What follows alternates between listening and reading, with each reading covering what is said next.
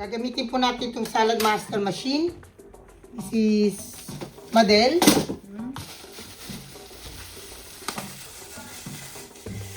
Tapos ito pa po, pag meron ka pong machine na ganito, bibili ka ng cheese sa labas. Magkano ang cheese? Yung 250 grams. 750. Bumili ka ng isang bloke. Ano lang to? $10. Versus dun sa 250 grams na grated na. Dito ka na lang po. Dahil may machine ka, lahat pwede mong magawa dito. O gagawa po tayo, ito ay free lang nakukuha. Kukuha po tayo ng cone number 1.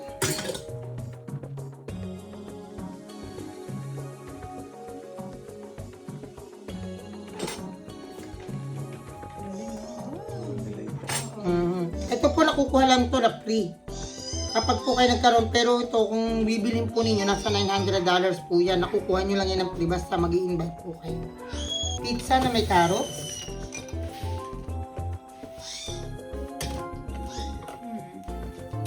Kasi nga po, di ba may anak po kayong maliit. Adi, Di ba mahilig mag-pizza na? iyaano nyo po. Pag bumili kayo ng pizza sa labas, mapapansin ninyo, sobra po ang oily eh. Lagyan natin ng zucchini.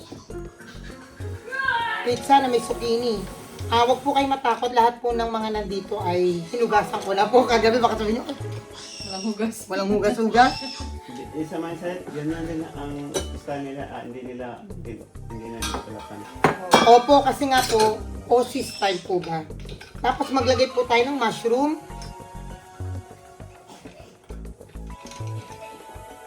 Ay.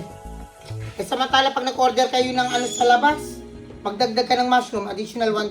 Magdagdag ka ng ano, additional $1. Lagyan po natin ng onions. Ma-onion po ba kayo? Oo. Ma-onion. Ang bilis sumagot. Oo!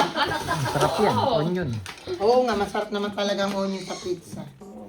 Tapos maglagay po tayo ng bell pepper. Pati white onion naman yan.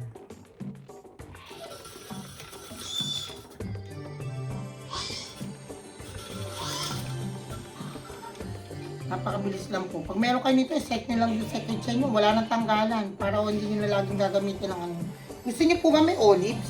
Prito ni Tito yun din. Oo? Wala na pala akong olives. Ano yung prepare? Wala So, akong pwede olives. din magawa ka ng piece of pepperoni. Ano? Oo. Ito veggie pizza ba yan? O may lalagyan mo na ham? Ano ang gusto nyo muna? Samahan ko muna ng ham o magbe-veggie pizza muna tayo? It's up to you po. Oh, BG daw. Veggie muna? Wala mo ng ham? Ay, welcome po. Lagyan natin ng konting oregano. Para may konting spice. Ano po? Vegetable po muna tayo? O gusto niyo lagyan ko na ng ano? Kayo po, ang ano. Ano po? May ham? Yeah. Ham? Okay, sige lagyan mo. Walang problema sa kanila. Pwede naman yung kalahati, lagay mo ham, di ba? Oo, tatlong pizza gagawin natin. And then, sa na cheese, ito, ulit lang po tayo uli. Punta ulit tayo sa number 1. Madali lang po ito tanggalin. Counterclockwise at clockwise lang po. Hindi naman po siya nakakahiwa kahit ilagay nyo yung ano yung set. Huwag nyo lang igaganon yung kamay nyo, syempre may hiwa. Pero hindi naman po siya nakakasulit. Temperature po tayo. 190 degrees po, 10 minutes.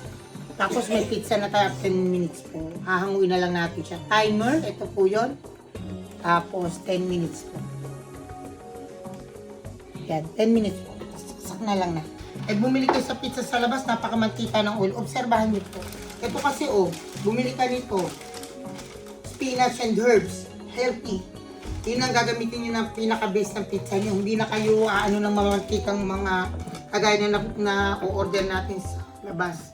Kapag po ang carrots nilagay ninyo sa tubig, tapos tinikman ninyo, matabang.